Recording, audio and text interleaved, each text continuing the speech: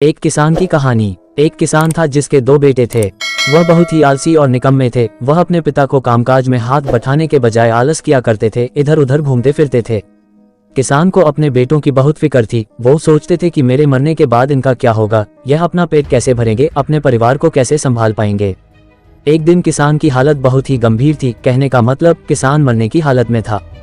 तभी किसान ने अपने दोनों बेटों को बुलाकर उनसे कहा कि हमारे खेत में एक खजाना गड़ा हुआ है, लेकिन वह किस जगह है उसकी जानकारी मुझे भी नहीं है, लेकिन खोदने बाद तुम्हें वो खजाना मिल जाएगा। इतना कहकर किसान भगवान को प्यारे हो गए।